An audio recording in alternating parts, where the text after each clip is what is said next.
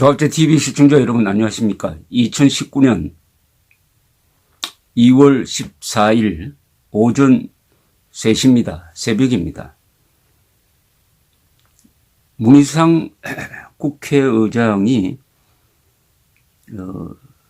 외국에 가서 블룸버그와 인터뷰에서 일본의 천황을 비판했다고 해서 일본에서 지금 반발을 하고 있습니다. 친한 언론, 한국과 친한 언론으로 또는 일부 한국인에 의해서 일본의 좌파 언론으로 분류되고 있는 아사히 신문까지도 비판을 했습니다. 이게 과연 적절한 비판인지, 지금 북핵 대응을 하는데 우리가 손잡아야 할 나라가 일본인데 일본 천황을 전범의 아들이다. 전범의 아들이다. 그러니까 2차 세계대전 태평양 전쟁 때의 천황 아키히도의 아들이니까 전범의 아들이다. 전범의 아들이 과거사에 대해서 사죄해야 한다. 이런 이제 요지의 이야기를 했는데, 문희상 국회의장이 최소한 균형을 맞추려면은 전범의 아들인 김정은이가 사죄해야 한국에 올 수 있다라는 말을 같이 했어야 맞죠. 그런데 김일성은 확실하게 전범인데 일본 천황이 전범이냐 아니냐는 좀 논쟁점이 있습니다. 일본 천황이 태평양 전쟁에서 전범으로 불릴 만큼 책임을 져야 하느냐, 아니면 그냥 상징적인 존재였느냐. 그리고 전쟁을 끝내는 데는 일본 천황, 지금 천황 말고 지금 천황의 아버지죠. 아키히도 천황의 역할이 컸다. 쟁점이 있는데 무슨 근거로 전범이라고 했느냐. 그리고 전범이라고 한들 그 아들까지 전범의 아들이라고 할 수 있느냐.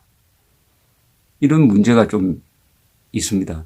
그런데 이런 문제는 한국 언론에서는 절대로 지적하지 않습니다. 한국 언론은 무조건적 반일에 편성하는 습관을 가지고 있는데,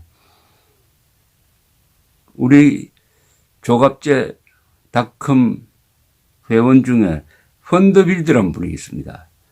펀더빌드란 이 익명을 가진 이분이 쓴 글은 일본에서도 가끔 인용이 되는데 저는 만난 적은 없어요.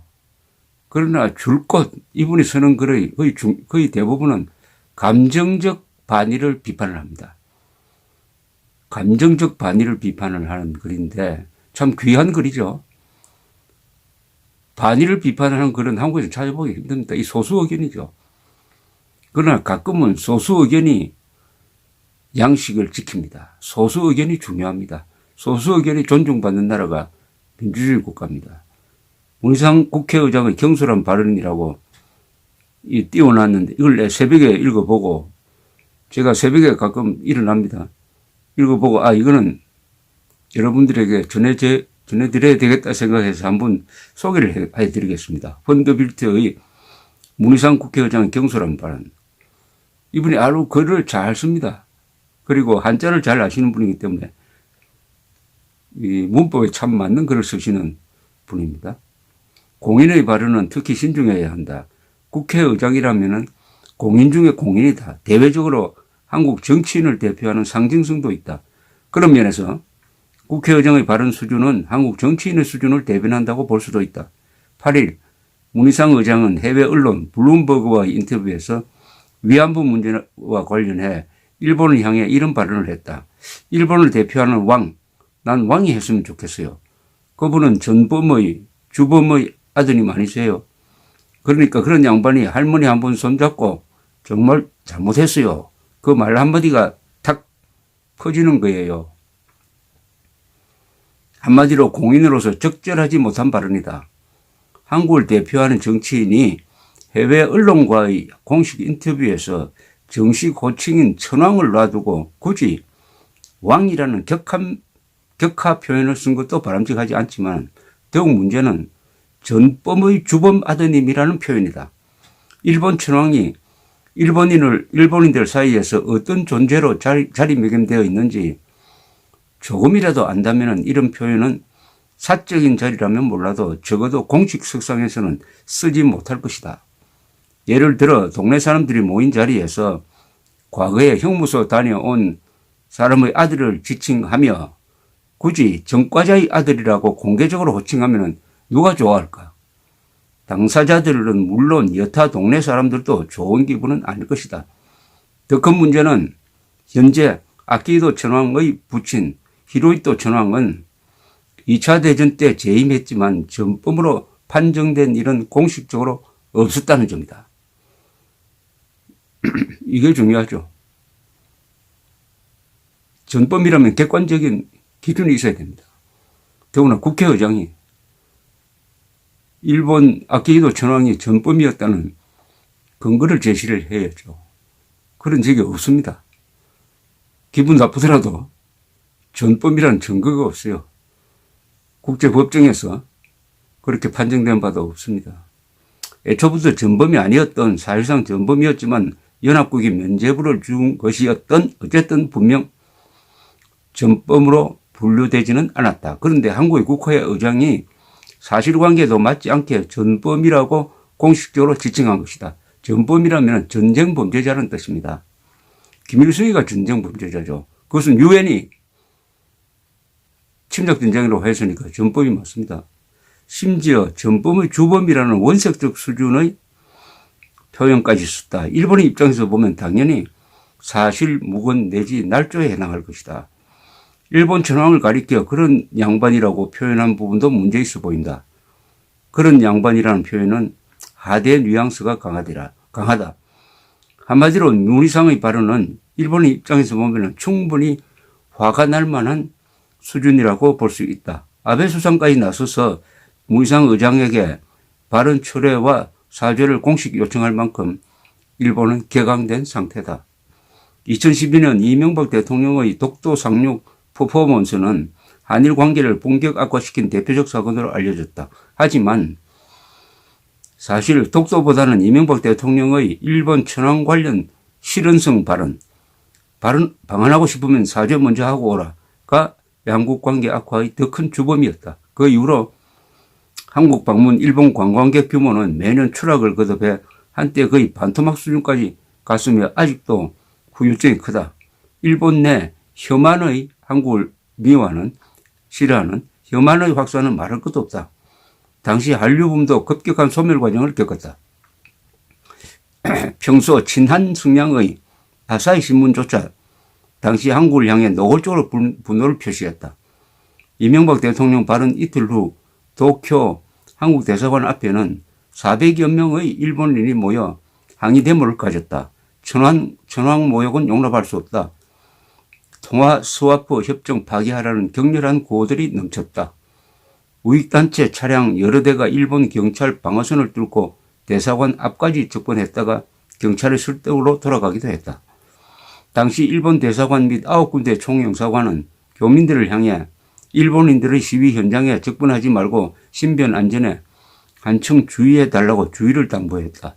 열흘 후 시내 신오쿠보와 신주쿠 지역에는 분노한 일본인 700여 명이 결집해 온갖 원색적 표현을 써가며 한국을 향해 분노를 쏟아내렸다. 당시 한국인 상점과 사업체들은 된소리를 맞았다. 한국 정치인의 경솔한 천황 관련 발언은 일본인들로 하여금 심한 모욕감과 심한 분노를 초래하게 만드는 것이다. 그런데 그때 그 난리를 겪고도 이번에 문희상 의장이 2012년 이명박 대통령 발언보다 더욱 심한 수준의 발언을 쏟아냈다.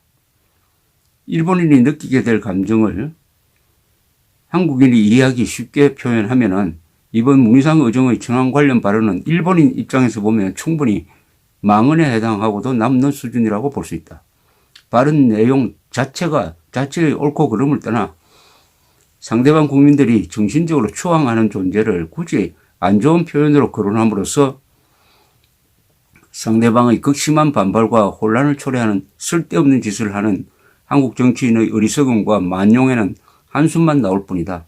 이번 건으로 한국이 입게 될 후유증과 피해는 2012년 수준에 버금가거나 능가하게 될 것으로 보인다. 잠잠한 볼통을 무책임하게 건드려 난리를 초래한 후 그 피해는 온통 국민들 몫으로 돌려놓고 그에 대한 아무런 책임도 안 지고 수습도 못하는 무책임한 정치인이야말로 대표적 적폐에 해당할 것이다. 정치인이 건드린 볼통 탓에 아무 잘못도 없이 일방적으로 피해만 입을 처지가 된 것도 모르고 잘했다, 시원했다는 식으로 반응하는 많은 한국인들의 현실 감각 부족 또한 안타깝기는 마찬가지다. 문희상 국회의장이 이 후유증을 수습할 실력이 있으면은 그런 반응을 해도 괜찮습니다. 그런데 그런 실력이 있습니까? 지금 이 발언 후유증이 어떤 식으로 나타날지 참 걱정이 됩니다. 최소한의 균형 감각이 있으려면은 김일성을 전범, 김정은을 전범의 아들 김정은이가 오려면은 사과하고 오라라고 이야기를 한 다음에 그런 이야기를 했으면은 그것도 좋지 않은 이야기지만은 그나마 최소한의 균형은 있다 이렇게 생각할 텐데 전범의 아들 천황이 어쩔지 하고 근데 참 안타깝게도 지금 일본 천황이 한국을 참 좋아하는 사람입니다. 그 내색을 여러 번 바깥으로 드러낸 적이 있습니다. 내색을 한 적이 있습니다. 즉 아주 어려운 일을 했습니다. 어려운 말을 한 적이 있습니다. 자신의 할머니 저 8세기 때 할머니는 백제 왕족이었다는 이야기도 한 적이 있습니다. 물론 그것은 일본 서기나 일본 기록에 쓰여져 있는 것을 이야기한 것이지만 일본 천황 입에서 나왔다는 게 아주 일본인들에게는 충격적이었습니다. 그래서 일본 언론은 그 이야기를 고의적으로 아주 축소 보도한 적도 있습니다. 그리고 이 일본 천황에 대한 일본 국민들의 존경심은 거의 절대적입니다. 그런 사람을 굳이 천황이라는 말도 하지 않고 일왕 전범의 아들이다라는 표현을 지금 이 시점에서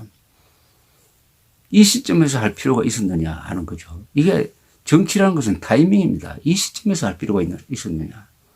지금 한나라당이 5.18 문제로 혼이 나고 있는 것도 이 시점에서 지금 전당대회를 앞둔 이 시점에서 황당무계한 북한군 개입설을 주장하는 공청회를 할 필요가 있었느냐가 아닙니까?